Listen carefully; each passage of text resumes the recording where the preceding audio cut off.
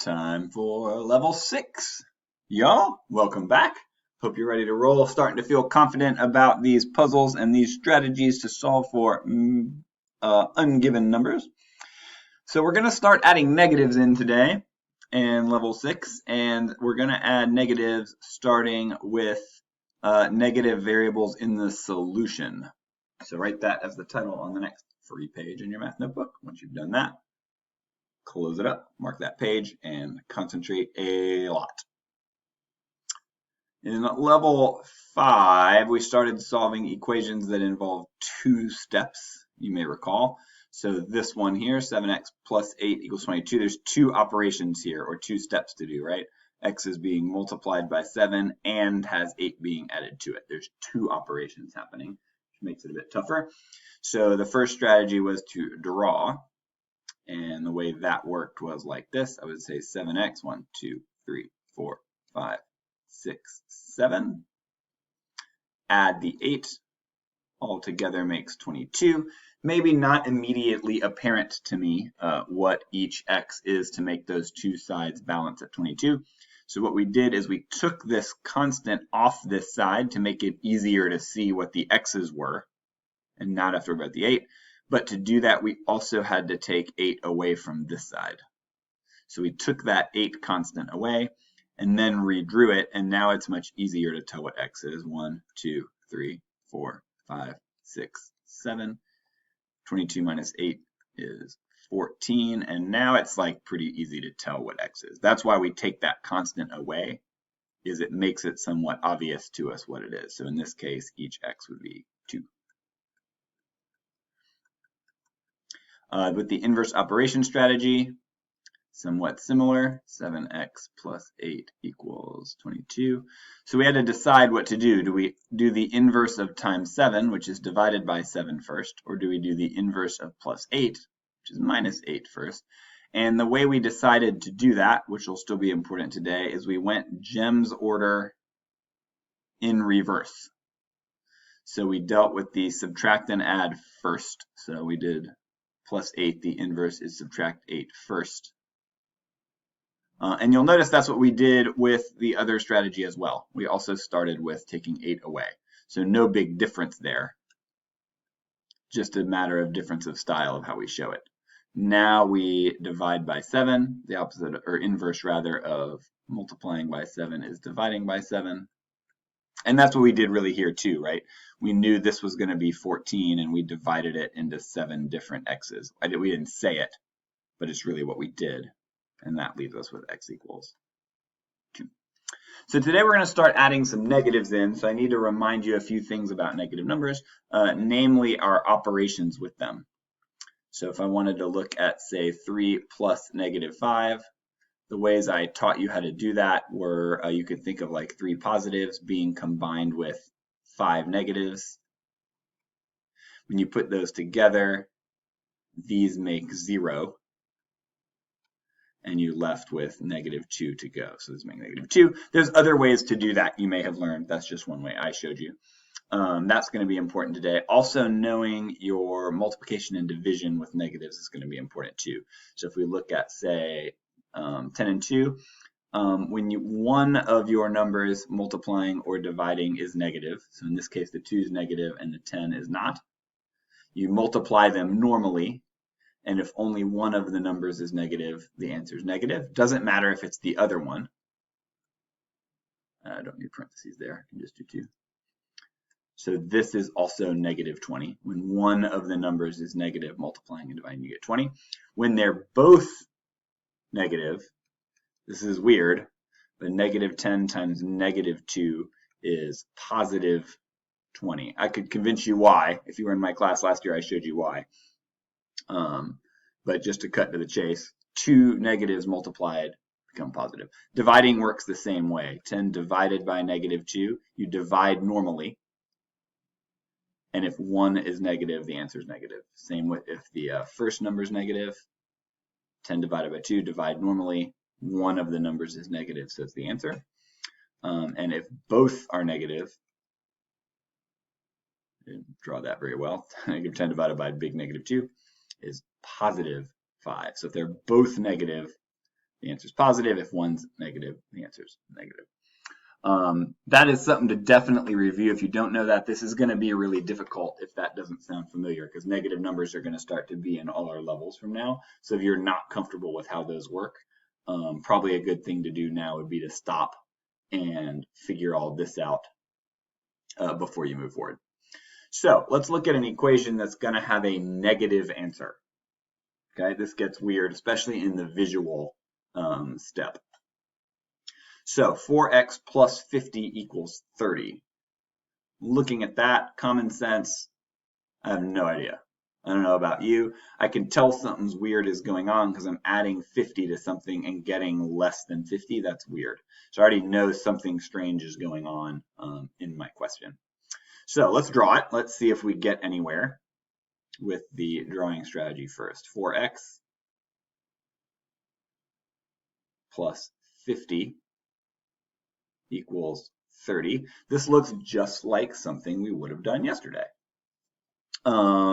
So how do we handle this? Because what I really want to do is take the 50 off both sides, but I don't have 50 to take off of this side. Is that okay? Sure it is. We can end up going negative, and that won't be a problem at all. So I'm going to take 50 away from this side, and I'm going to take 50 away from this side. 30 take away 50. It's going to leave me with negative 20 over there. So that's off the bat a strange thing, but hopefully no big deal. Hopefully that's okay. So left with over here 4 x's, make negative 20. So now all I have to do is figure out what each of those x's are. I know they're going to be negative, and they've got to add up to negative 20. So if there's 4 of them, each one will be negative 5. Put 4 negative 5s together and you'll have negative 20. So hopefully not too terribly much worse. Very similar to yesterday. Inverse operation strategy, even easier. Even less different than yesterday. So 4x plus 50 equals 30. We're going to do this just like we did yesterday. We're just going to end up with some negative numbers in there, which hopefully isn't too terribly intimidating for you. So remember how this works. There's 2 operations happening to my x. It's being multiplied by 4. The inverse of that is dividing by 4. 50 is also being added. The inverse of that is subtracting 50. So what order do I do those in? Well, I use gems in reverse to figure that out. So the first thing I'm going to do is subtract or add. So in that case, that tells me this is going to be first. So I'm going to the inverse rather of subtracting or adding 50 is subtracting 50, but I have to do that from both sides. You have to know kind of what to do with that. Those are going to make 0. That was the whole point.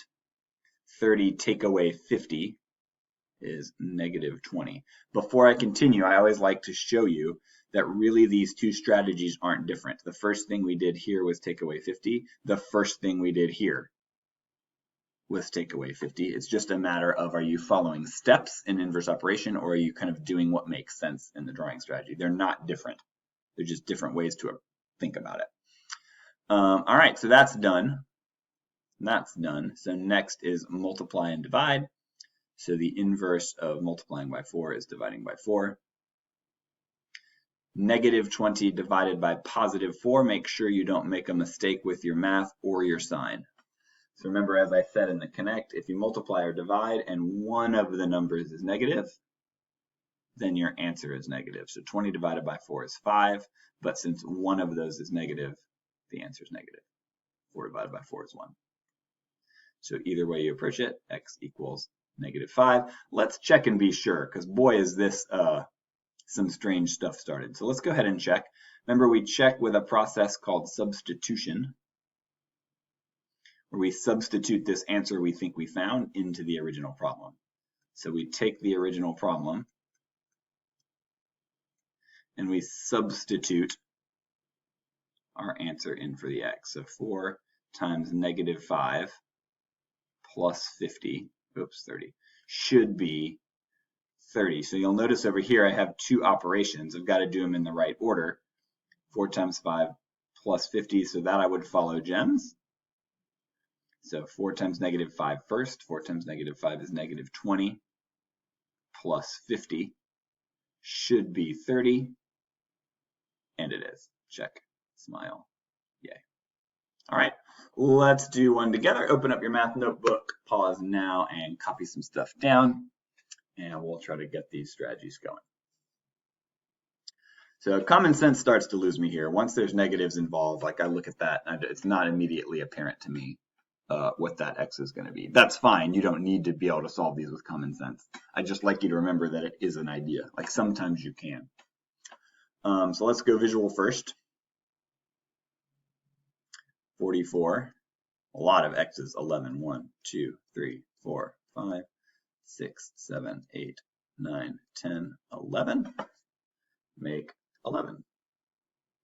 So the first thing that would help, if I only have the x's on their side all together, it's a lot easier to figure out what they are. So what I would really like to do is take 44 away from both sides.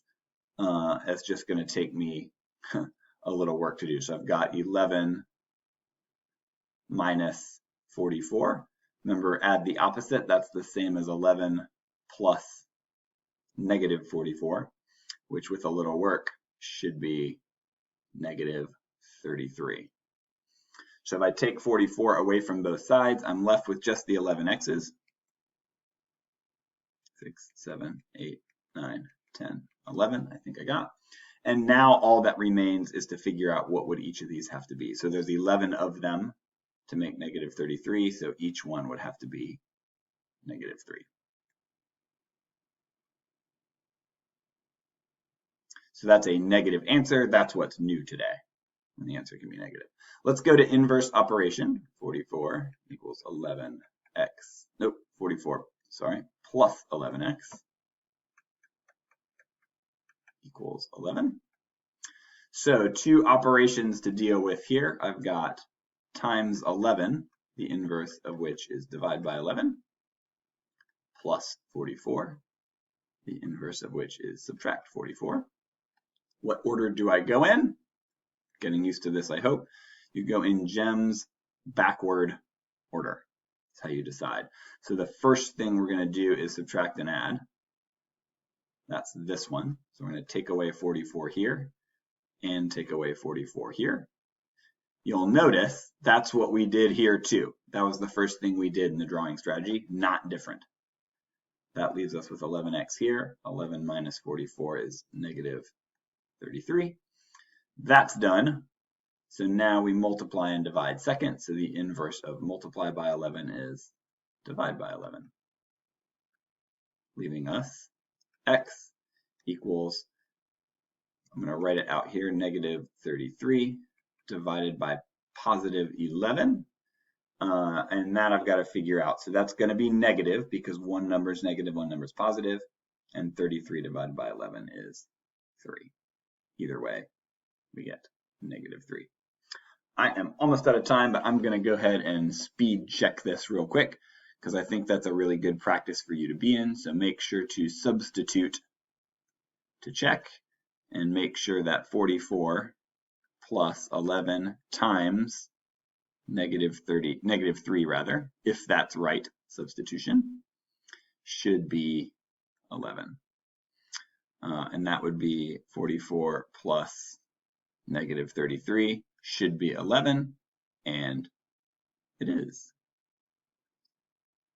All right, felt like I went pretty fast there. I hope you were able to pause and kind of keep up and follow the steps and they made sense to you. If not, I really would watch this video again because you'll notice we're escalating really quickly in these levels, adding something new and challenging each step. And that's going to continue on the next one. So if you need to watch this again, please do. And when you feel confident that you've got this new negative answer strategy down, you're ready for your U-Dos, and I'll see you in the next one.